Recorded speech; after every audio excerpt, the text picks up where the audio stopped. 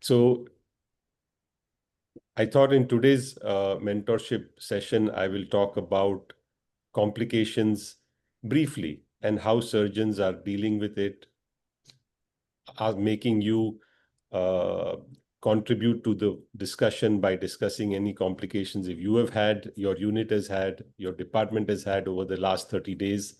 And let's see what we can learn from each other.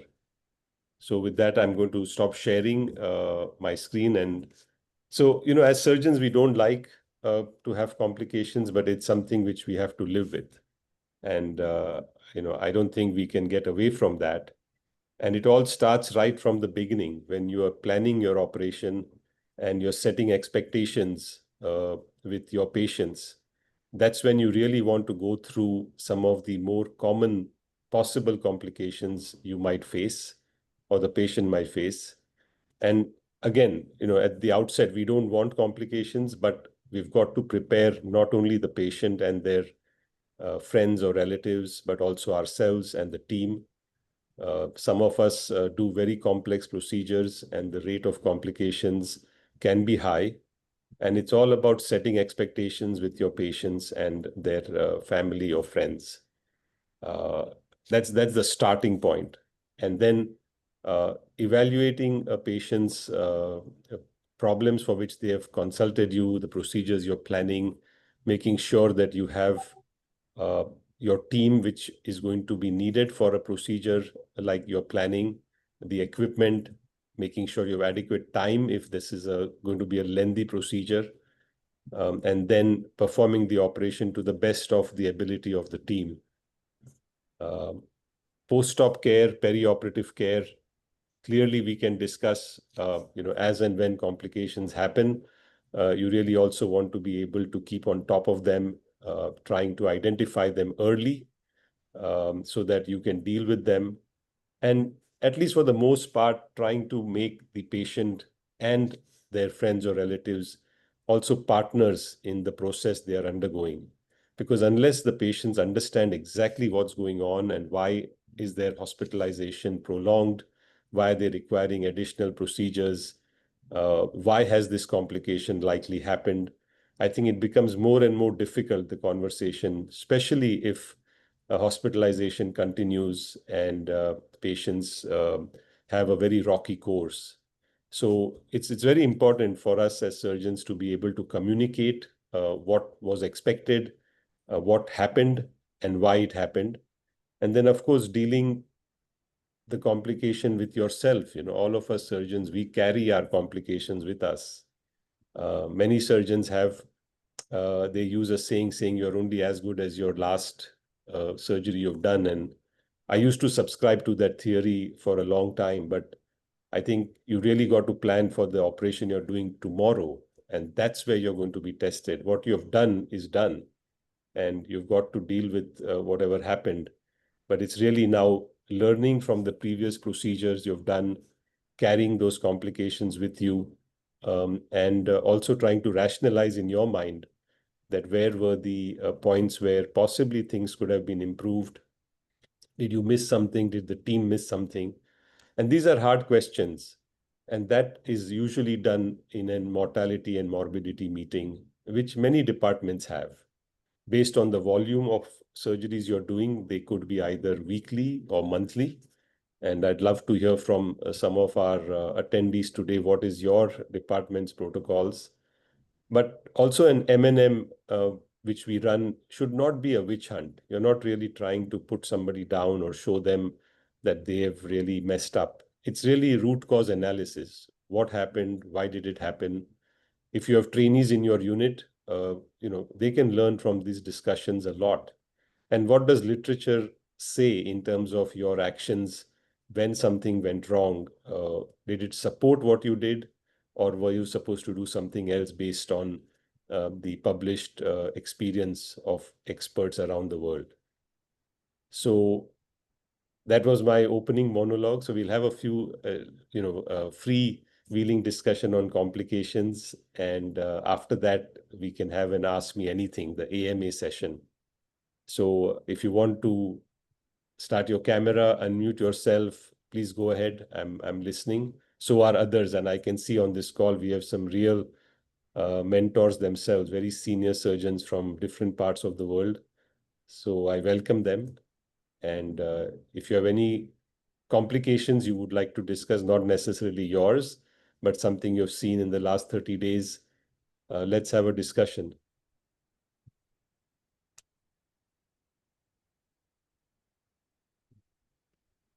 Please unmute yourself if you're speaking.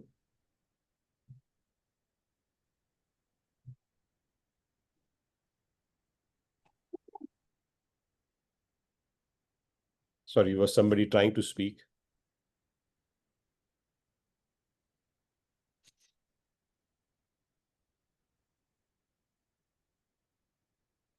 Yeah, Dr. Gupta, were you trying to say something?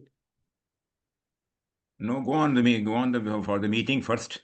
Then the points will be discussed later on.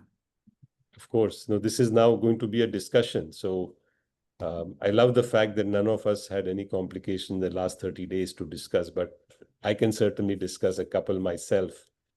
Now, when we do these complex resections of Surgeries. cancers, we also in GI surgeries create anastomosis. And I think an anastomotic leak remains a complication which most of us don't want to have. And when it happens, it could be a very difficult complication to deal with. So again, in a situation where you're treating patients with cancer, like I do, there are patients who have had neoadjuvant therapies, so chemotherapy, radiotherapy in case of rectal cancer. And those always make you pause and think that when you make an anastomosis, are you likely going to consider a proximal diversion? If you're thinking about it, better to do it. If you have a problem, if you have a complication which is not going to resolve without diversion, that's something you should try and do as soon as possible if you have detected a leak. And clearly, it depends on the site of the leak, the size of the leak, the clinical implications on the patient. And that's what I would, if I had to discuss the complication in the last 30 days, that is the one I would discuss. So anyone has any questions on that?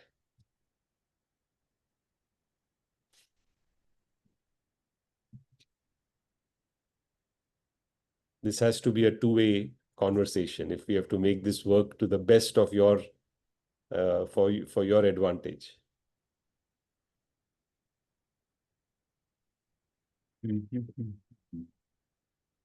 No, nobody?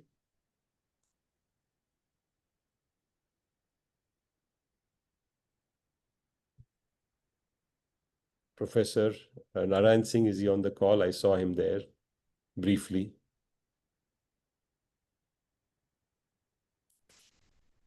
Okay, we have a question here. You decide whether to anastomose or divert any albumin cutoff level. Great question. Thank you. I don't know who you are. You're showing up as an iPhone. It'd be nice to have a name and where you're coming from. So in an emergent situation, if I'm operating and if the colon, we're talking now of colon anastomosis, if the colon is unprepped, I would be very reluctant, I would be very careful to anastomose primarily. Having said that, have I ever done that? I have. But then patients, for example, you mentioned about the albumin cutoff level. If you're operating on a malnourished patient, you have to be, again, very careful because complex procedures are likely not going to meet with good outcomes. And in this situation, you don't want to deal with a malnourished patient in an elective situation. You want to use the time you have. We call it prehabilitation. And nutritional counseling is absolutely vital in prehabilitation, where you're not optimizing only a cardiac status or the patient's disease status, but you're also looking at the patient as a whole, where nutrition, physical therapy, cessation of smoking, so many things play a role in an elective fashion, where you are dealing with outcomes which can be impacted by any of them. So certainly, if I have to answer your question of diversion, if you're thinking about it, I would divert because there's some reason why you're thinking about that. And there are some surgeons who have 100% diversion rate.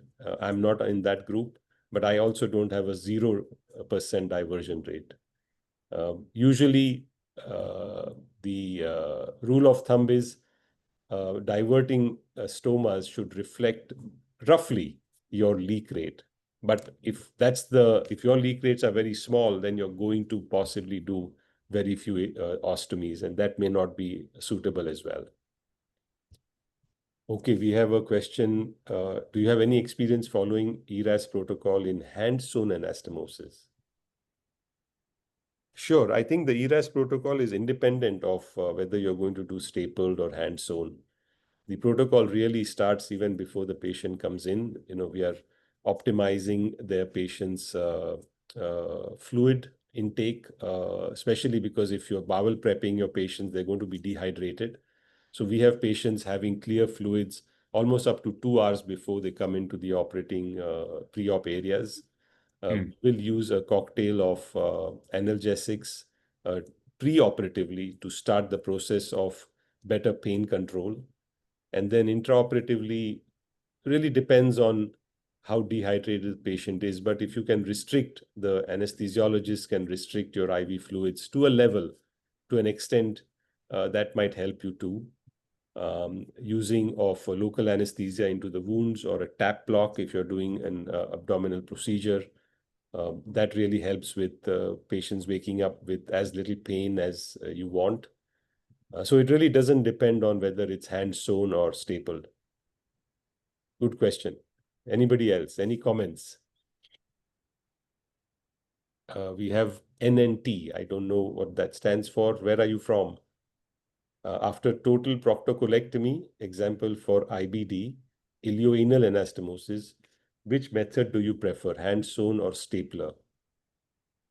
So we're talking of a total proctocolectomy for, let's say, medically refractory ulcerative colitis, which has failed all advanced biologics. Patients don't like to have their entire colon and rectum removed, but assuming we have reached that point and you're going to do a total proctocolectomy, I will usually do this with a J pouch, an ileal J pouch. That is a stapled J pouch with the linear cutters or the whichever company you use. And the anastomosis, which is made between the anal cuff and the pouch, usually I'll prefer to use a stapler if it's possible. It makes the process a little more easier than a hand sewn. Having said that, if for any reason a stapling process is not possible, then of course you need to have the ability to do a hand sewn. But functionally, stapled is easier for the surgeon and also functionally better for the patient. Great, you're joining us from Myanmar. Welcome. We have a question. Does your surgical plan change in cases of concomitant malignancies like RCC and colon cancer? So, Dr. Amravani, likely have you faced this situation yourself? I'd like to have a conversation. So, Amravani, can you unmute yourself? Yes, sir. How are you, sir? Good. So, have you faced a situation like that? My colorectal surgeon consultant was operating one case. It was RCC and colonic malignancy, distal colon. And it's known. I presume it was known that the patient has two malignancies. Yes. Preoperative CT showed both, and the urologist was involved. Okay. So anyway, primary and Were they on initial the same side, the colon cancer and the renal tumor? opposite, sir. Left colon and right RCC. Okay. And the first urologist went ahead and did the radical nephrectomy. And then the left hemicolectomy and anastomosis was done for this patient. Unfortunately, during the radical nephrectomy, it was ruptured actually. The plan should have been changed, but primary anastomosis was done for this patient. That's why I'm asking the question. Unruptured, ruptured, what is your plan? So, if your question is what would be the approach in concomitant RCC and colon cancer, it depends. I think that would be my answer. It depends on what was that RCC like. Was it a tumor where you're going to do a nephrectomy, partial nephrectomy? Is the urologist convinced that this is something which takes precedence over the colon tumor or vice versa? Um, can you do these procedures together at the same time? Yes, it requires a little bit of planning. There are several times I've operated on different sites at the same time. So the second site of a tumor or a pathology is remote from the site I'm operating upon. It requires just a little bit of understanding on both sides of both surgeons and surgical teams. Um, I would not hesitate if the procedure has gone smoothly to anastomose. That's not really a concern, provided the patient has not had a rough intraoperative course, a lot of bleeding, hypotension. For some reason, there's a suboptimal procedure for the kidney. All those issues then come into play. Closest example I can give you is we were planning to do combined colon resection and a liver resection. And there were some reports that initially when you start the procedure, you do liver first. That's because the liver surgeons would like to have run the patient low on their pressures. And it took a long time. The liver resection took a long time. And we deferred. We said we don't want to make this like a super long procedure, which may hurt the patient. So let's get this done now, and we will come back and do a colectomy as the second stage.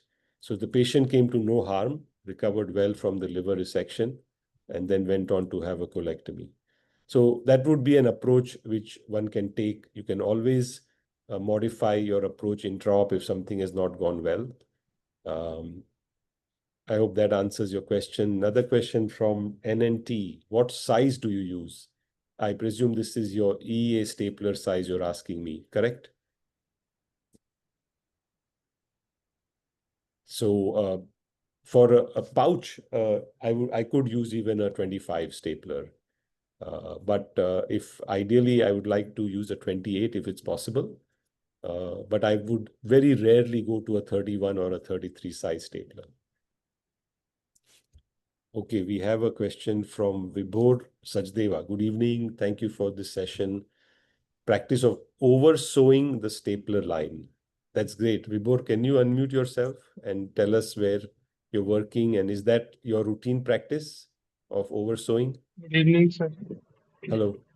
I am from North India, near New Delhi. Yes. So I have a training as of now.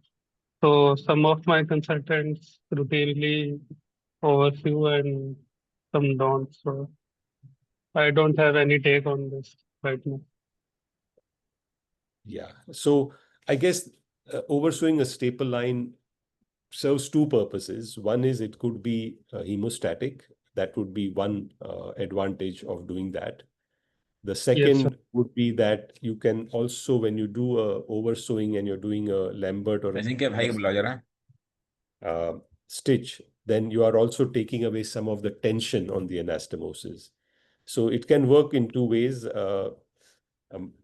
In my own personal practice, I would try to oversew an anastomosis if it's possible, but now it also modifies. For example, if I was doing an anastomosis in a open fashion, which is becoming rare, I would oversew when I'm using the robotic platform and doing robotic anastomosis. I'm not doing that. So just थोड़ा sound कम आ रहा है इसको हम click कर रहे हैं लेकिन बढ़ नहीं रहा है anecdotally, I don't think it makes a difference. But if, of course, you have worries or concerns that there is some tension on the anastomosis or there's some oozing, it behooves you to take those stitches.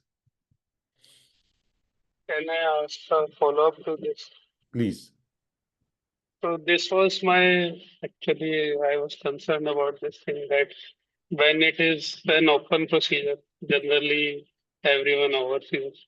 And suddenly when we convert it to a minimal access, then the overswing has gone away. So it brings a question in my mind how valid is the stapler is, I think, the same only in both of the access. It's a very good question. I love the fact that you are challenging dogma. That's exactly what we want our young surgeons to do, is to think the process, improve the process, and remove redundancy from what we are doing. I think that's an excellent point you're making. Um, I don't have data to suggest that oversewing is going to give you better results. So if you're someone who's not doing it, that's standard of care. You're not going to perform anything which you should not be doing. So it's just patient, surgeons' experience or their habits, I guess. That's how I would define that. There's no good data to Thank you. suggest that that is needed. Would you recommend that I should conduct a study regarding the same? I'm It's not sorry if easy. I'm asking too many questions. It's not easy because right now most of us have very low rates of complications. So Yes. to actually show a difference, which would be statistically significant, you will have to recruit a very large number of patients. It will not be possible to do it with small numbers. So I think that ship has sailed, unfortunately. Yes, if you do a multicentric, very large trial, and again, it would also, uh, you know, for example, if you are working in a unit where surgeons are oversewing, there might be a couple who don't. That's a good way to at least know, again, anecdotally, what's going on with their patients. Uh, Closest example I can give you is there are surgeons who will put ureteral stents for colonic resections. Some do it very selectively if there is a worry that the ureter is close to your tumor, or, for example, even in surgeons who do diverticulitis, there can be a lot of inflammation around the affected areas, and you're always worried about hurting the ureters, and you put in stents. So there are some surgeons who will do it routinely, and then there are some people who do it selectively. I do it selectively. To me, it doesn't, is not worth the while, and it's not only potentially dangerous for patients, but it is possibly redundant to do that. So that's a similar type of answer if I can compare the two. Okay, Thank Dr. you. Verma from Lucknow, have you faced situations where patients presented with an anastomotic stricture following LAR? Yep, a good question. I think, Abhishek, I see that more commonly if patients have had some issues with their anastomosis, i.e. a leak. When someone gets a leak, the scarring which happens around that area is possibly what leads to the stricturing. And of course, if you use a 25 size stapler in a large adult, that's not going to work. So your practice of using a 31, you really should not be seeing strictures. That's a fairly big size anastomosis, and unless a patient has a complication.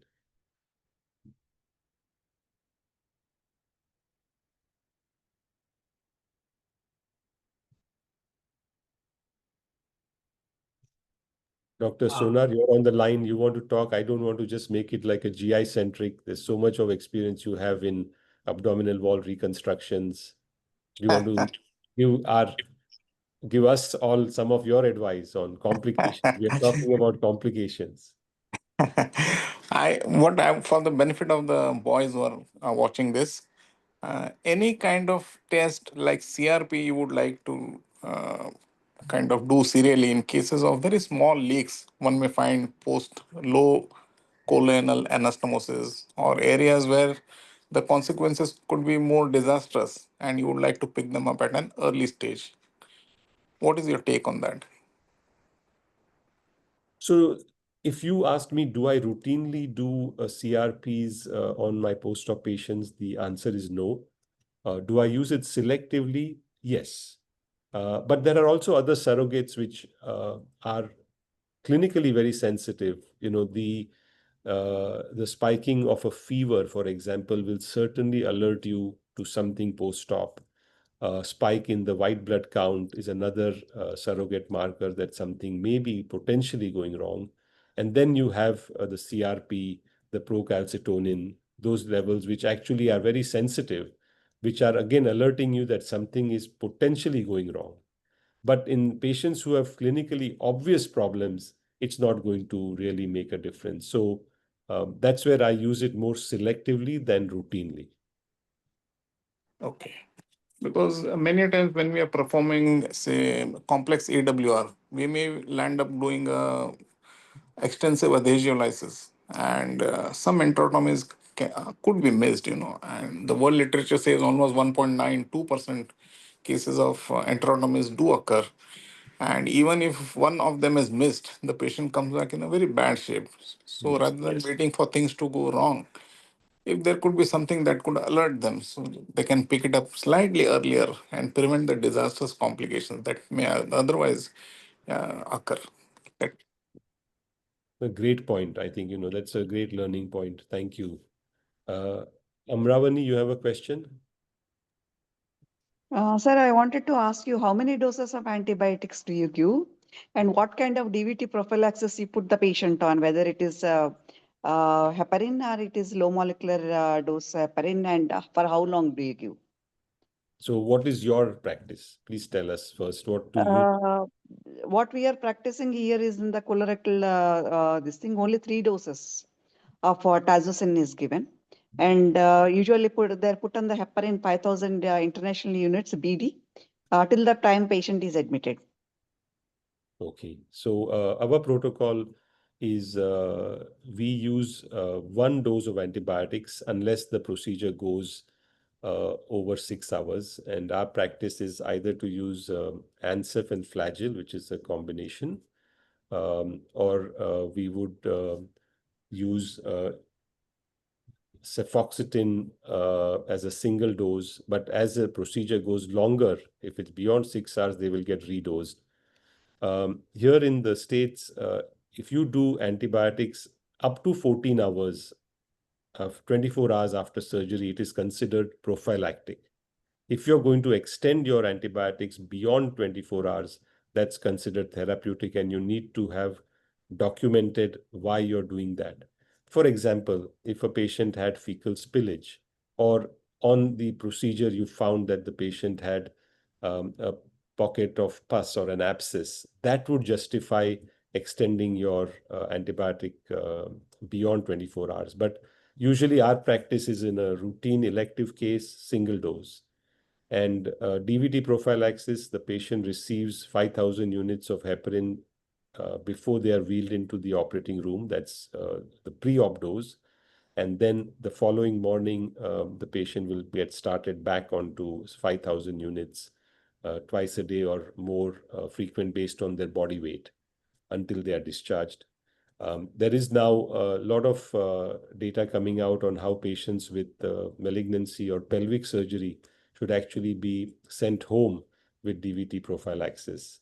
And I don't know if that's a practice which some other surgeons are doing on this call, but that's something we are also always thinking, whether the patient has at a higher risk, even though they're leaving the hospital, to go on DVT prophylaxis for 30 days.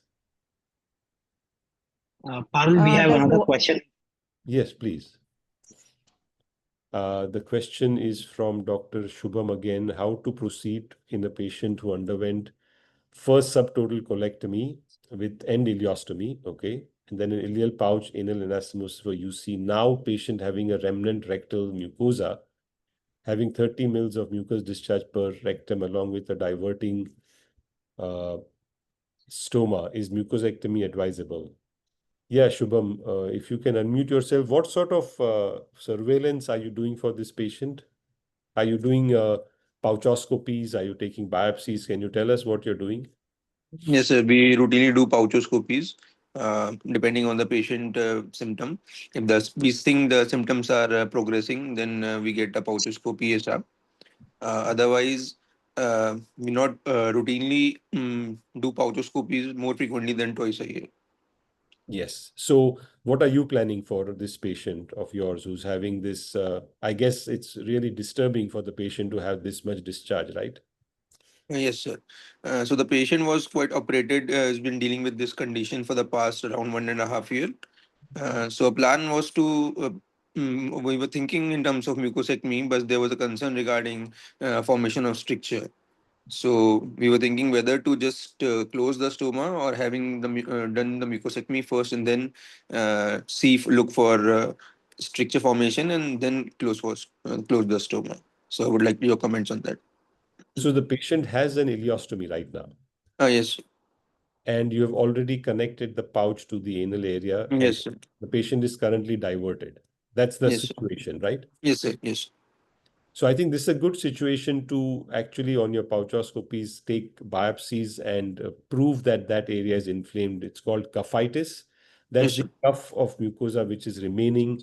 You could ablate it with either an argon beam. You could do a surgical exploration where transanally you're basically doing a mucosectomy. Worst situation, if this is intractable, you can actually advance the pouch even further to cover that area. So it really depends on how much of a cuff is there. Is that cuff amenable to being burnt with argon beam, or can you do a mucosectomy? So it really depends on those, but it should be guided by your biopsies of the cuff because how severe that is. Sometimes even doing some steroid enemas, local steroid applications may just calm things down. Yeah, at present, the patient was not using any steroid enema, but since he has a very long history with the disease, so now and the discharge is not blood stain; it is only mucoid. So it could be because of cuffitis, proctitis, or just because of the ileal pouch that we have formed. Okay, great. Dr. Keyur Gute is also senior surgeon. Want to say something? Um, Good evening, sir. I'm Dr. Hi. Keyur from Pune. Hi. Yes. I was just listening to all the discussions in the last 15-20 minutes, and nothing different or special to say, but just regarding the multiple questions regarding leaks following mostly colorectal surgeries. I would say that we would still go by the basic principles that we have learned, like maintaining a good anastomotic vascular supply, and making sure that there's no tension on the anastomosis, making sure that we have adequately mobilized the proximal, especially the splenic flexures in case of low anterior resections, making sure that there's no twisting of the mesentery while firing the staplers or even doing a hand sewn. And regarding the question of whether we would have more leaks if we do a hand sewn versus staplers, or whether we would have more leaks if we don't do the oversewing or not, I think there are many studies which have proven that it really doesn't matter if we adhere to these basic principles of maintaining good vascularity and a tension-free, tensionless anastomosis without any twisting of the bowel mesentery. Then it really doesn't matter whether you're doing it hand sewn or whether you're doing it via stapler or whether you're doing it in a single layer or whether you're doing it reinforcing it with an additional seromuscular suture line. So that is what I just Excellent wanted point. to. Excellent points. Also, do you use ICG? Because I know that there's a big move. A lot of surgeons, and especially in robotic, it's so easy to do. Do you use ICG to check vascularity? No, we don't. I don't use ICG. I just go by the visual impression and bleeding at the mucosal edges. And if that is good enough, then I think that is good enough. And even if, let's say, if there is any doubt, then it is better to just resect a little bit more till we get a good amount of mucosal bleeding from the anastomotic ends. And sometimes we have not actually done a diverting ileostomy, but just taken out the ileal loop from the out of the sheath without opening it.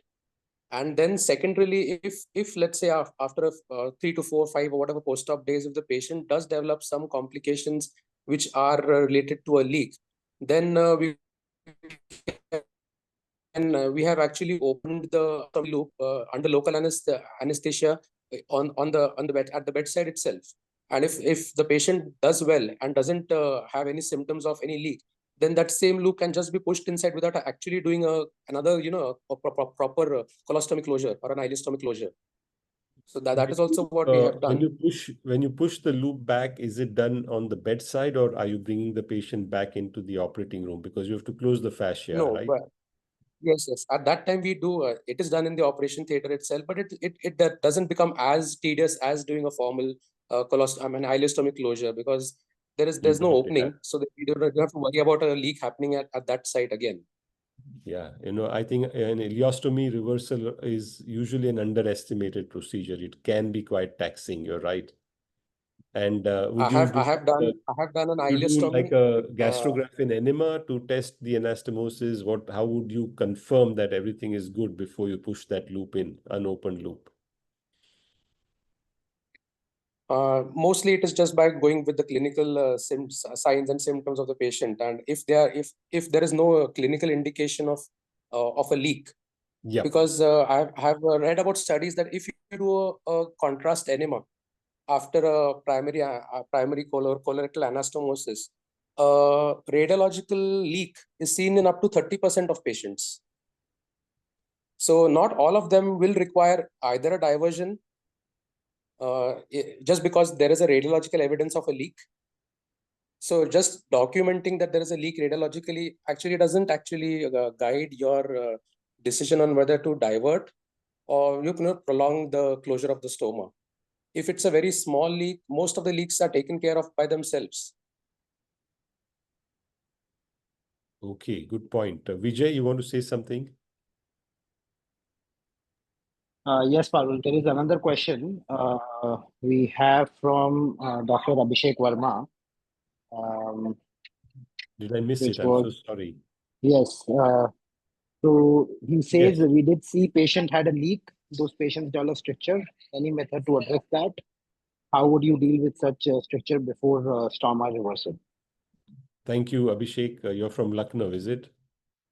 So have you had a similar issue with some patient? Can you unmute yourself and talk to us? Hello, sir. Yes, sir. We did had such problems. Two of our patients they developed a stricture, and we assessed when they came back for stoma reversal. We found that they had stricture which couldn't, which even little finger could not be passed through them. So my question is, when patient has already developed a stricture, how would you deal with that before commencing to stoma reversal?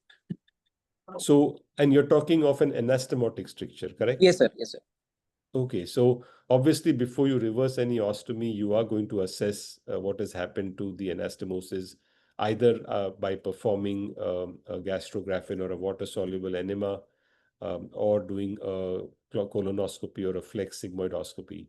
So my own approach is that if I do see a stricture, I will do first a contrast enema.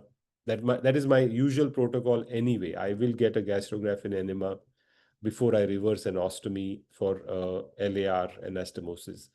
If that has shown you a stricture, I will then be prepared in the operating room with my flex sigmoidoscopy to dilate it. If I can achieve dilation, I will reverse the ostomy same sitting. If I cannot, and I know that this is going to require repeated dilation, then I will not reverse the ostomy at the same time. So I will do the flex sig, I'll dilate, bring the patient back. But at the point where you feel that now the anastomosis is sufficiently open enough without going to cause any trouble, then you will reverse the ostomy. There are some strictures which you cannot dilate. Unfortunately, you will have to redo that anastomosis, keeping your diverting stoma in place. Okay, we have just 3 minutes left for the call. Anybody else have any questions or anything you want to ask related to Parul, surgery? sorry, can I interrupt you? Since we have less time and we have 30 plus audience, we should do a quick 30-second introduction between each other so people can familiarize and they can also utilize the SFS platform to reach out to you and get their questions answered also on the platform offline. Yes, I don't know if you're aware that on the SFS app, you can actually chat with any surgeon who's on the app, and you can search for them, you can connect. So great suggestion. So Dr. Ishti, I'm just going to go from my screen. Can you tell us where you're coming from? Hello, sir. Yeah, I'm Isti. So I'm a senior registrar. I'm from Sri Lanka. Okay, Currently, I'm a second year hepatopancreatobiliary resident. that's great. Very nice to connect with you. Thank you, sir. Please make sure you use the SFS platform. Dr. Gutte is next, but he introduced himself. Dr. Gupta, you want to introduce yourself? Vinod Kumar Gupta, where are you coming from? I'm a senior surgeon and not working much now. Where are you? So just I want to gather the knowledge of the gastroenterology with you. That's why I have here. Wonderful. Thank Thank you, sir. Shubham, you've introduced yourself, right? Or you want to say again where you're coming from?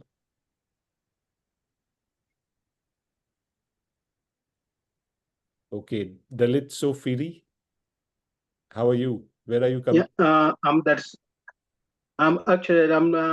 Malawi.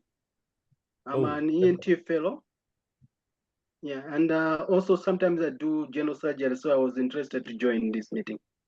Of course. Unfortunately, I joined little late, but I'm interested to know more about general surgery as well. Connect with me. Please, encourage your colleagues to join. It'll be great to have, many more surgeons from your part of the world. Parul, I just want to add for Dalitso that Dalitso you can join the SFS app from your mobile, and a recording of this session with all the questions and answers will be available to you. Thank you so much. No, thank you. Bhushan Shah, where are you from? Hey, sir, good morning. Hello, good morning. Yes, Yeah. I don't know where you are. Is it good morning for you too? No, it's a very good afternoon. It's a Sunday evening right now. Great. Sir, I'm Dr. Bhushan Shah. I'm a professor at a med school in Pune, Maharashtra. Great. And lucky to hear you today. And I would like to say hi to my friend Keur Ghute, who is also there. No, this is an amazing, way to connect across the world, really. That's the power of our network. We want to be there for all surgeons, whatever your specialty, and each of us have certain things we would like to share, get some input. So please, be more active with us. That'll be great. Bhushan, thank you. Looking Shyam forward. Kumar, Shyam Kumar Gupta, where are you from?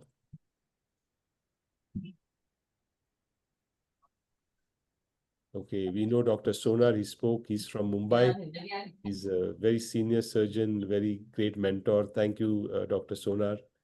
Sudhir Dhaigude, where are you coming from? Sorry,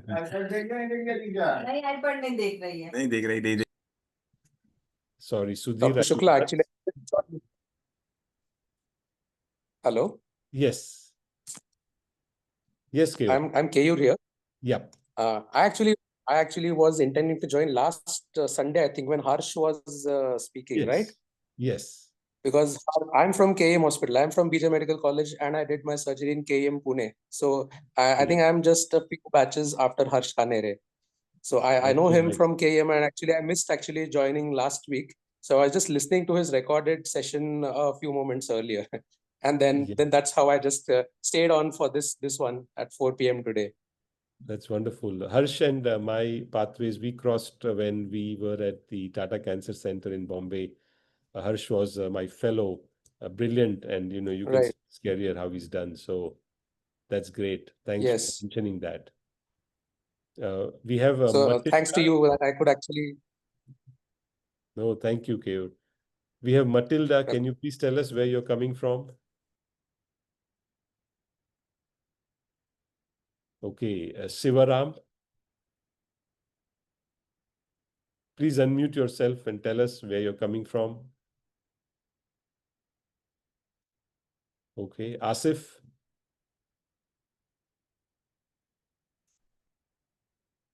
Okay, I hope you're hearing me, but okay. Sandeep Verma, where are you coming from? Can you unmute yourself?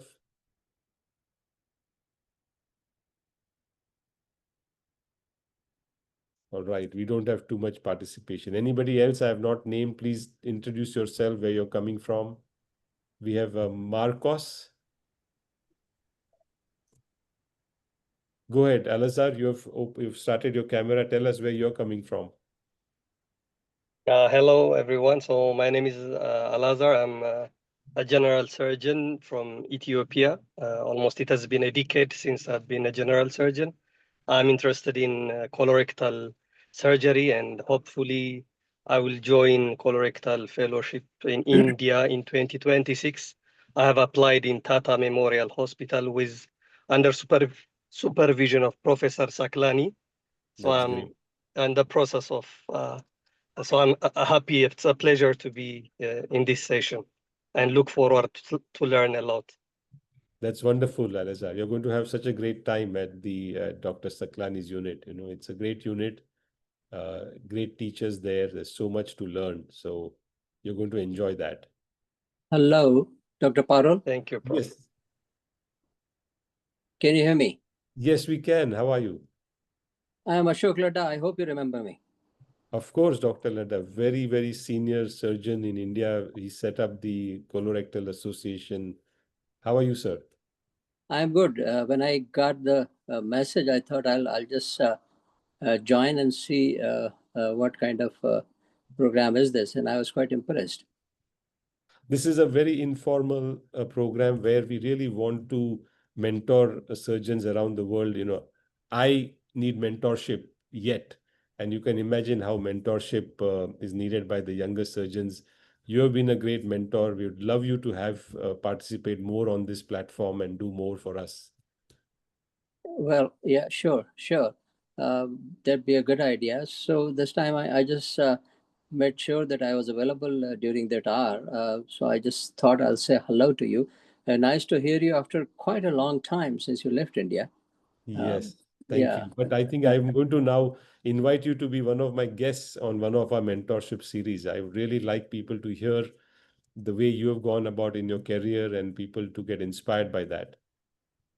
Surely, I'd be delighted, provided you give me a little notice so that I can really give them what you are looking for. That'd be a good idea. If you could please just drop your email ID on the chat, that'll be great. I'll be able to pick it up from there. You in fact sent it to me on my email ID. I opened it through my email only. I don't know. I got the message on my email, but anyway, I would resend it. Thank you. Thank you so much.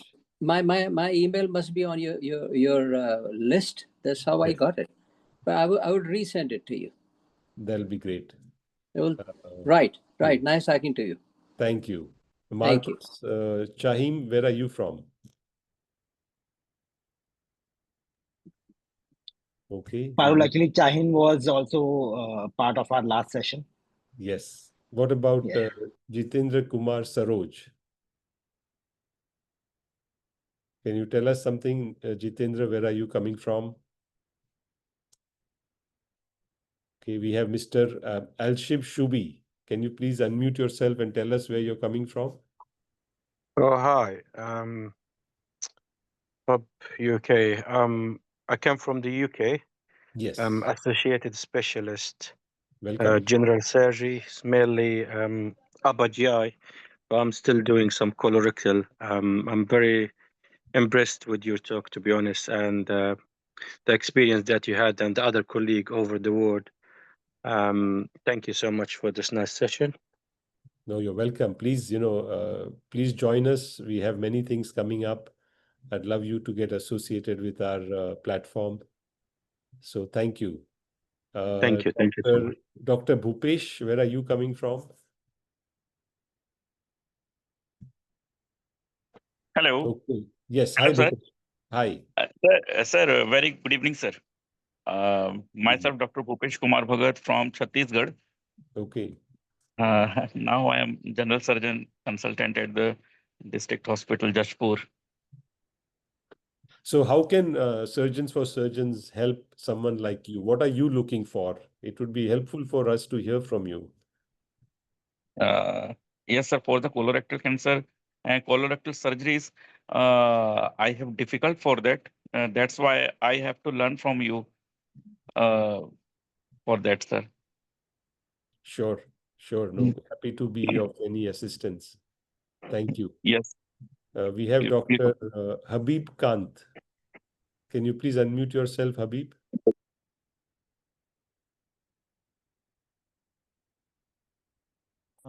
Hello. Yes, hi. Hi, I'm Dr. Habib Khan. I'm actually based in UK, Okay, welcome. but this time I have come to India for some time. Okay, good. So I have got time to check my emails and everything. Right. I think SFS is a very good initiative because, as I said, it is surgeons for surgeons. So we can discuss our shortcomings and also highlight our methods which we face in difficult surgeries. Yes. So I think it's a very good opportunity to interact and increase each other's knowledge. Thanks a lot, Dr. Parul, Thank for you. Thank you. encouraging this. Please connect to me on the app. You can directly chat with me. Yeah, that will be fine.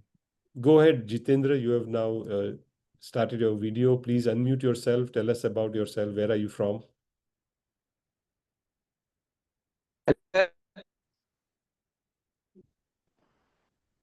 We can't hear you very clearly. Yeah, go ahead, please.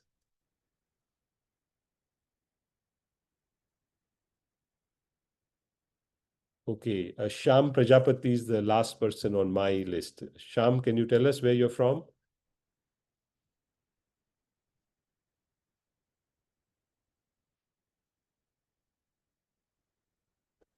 Okay, guys, thank you. Sorry, your voice is very garbled. I can't hear you very clearly. Okay. Okay. No, sir. I am from basically Varanasi, but currently in Murad. It is from sir.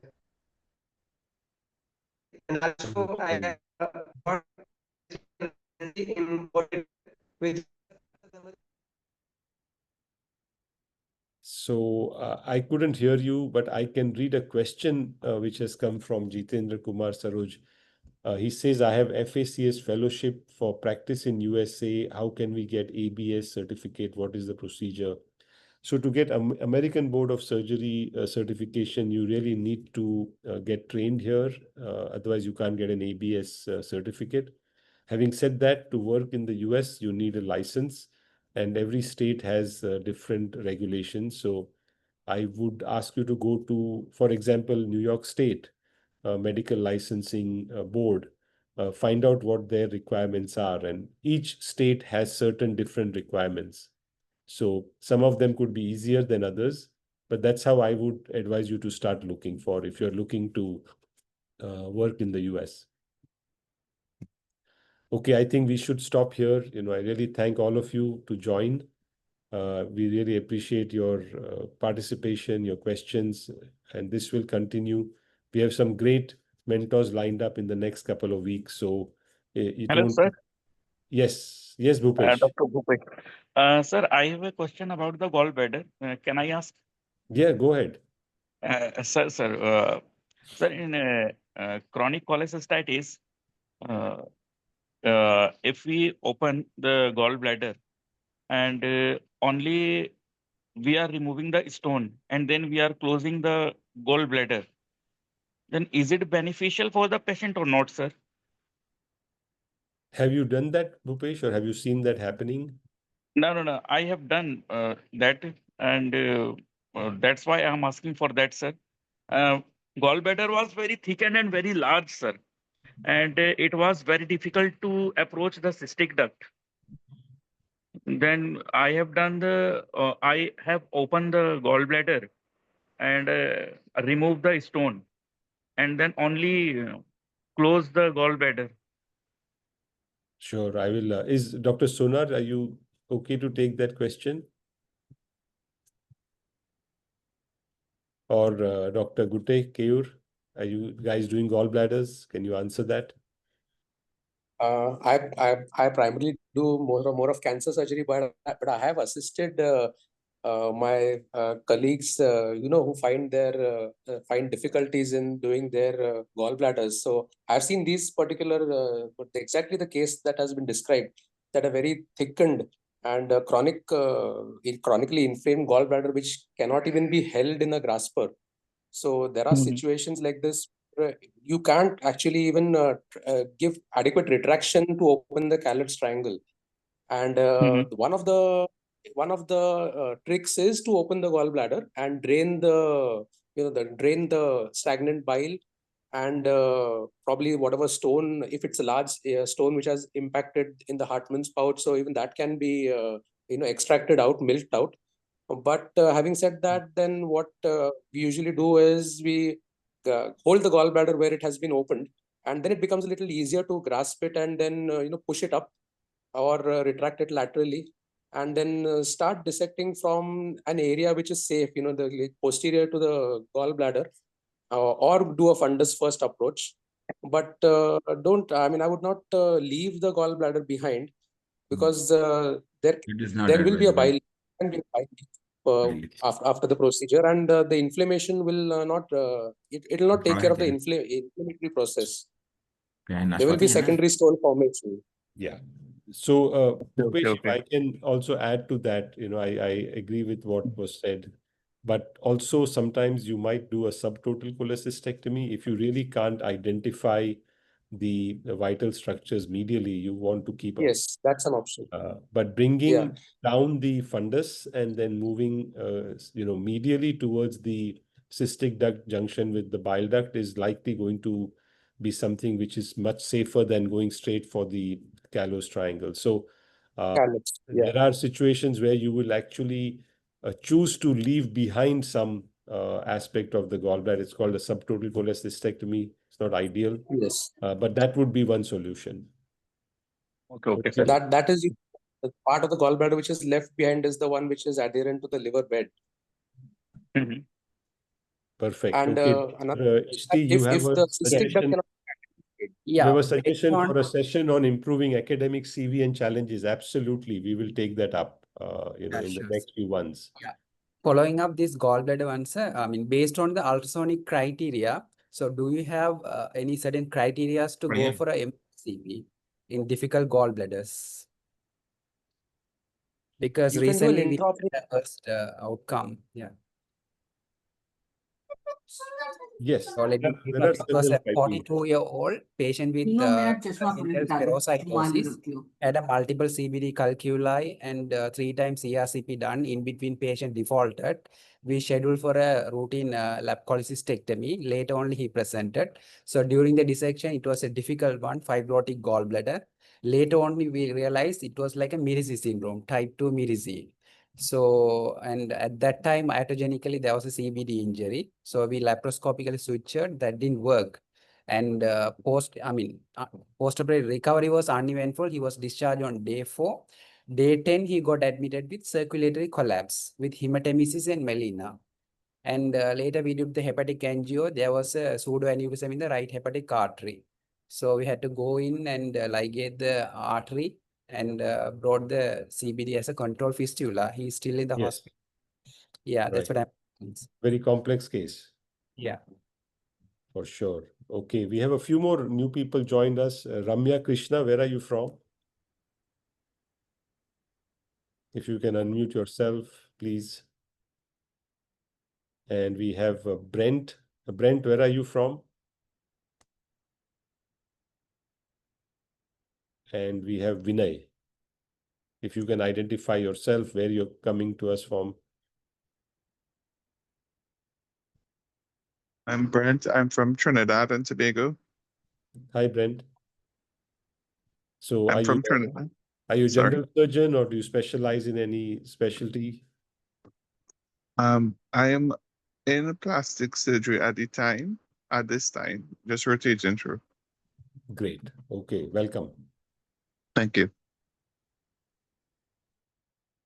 All right, we are now crossing an hour. It was much more than the session was planned for, but thanks so much for all of your questions and contributions. We will be seeing the mentorship series will be next week again on Sunday. So enjoy your Sunday wherever you are. Bye.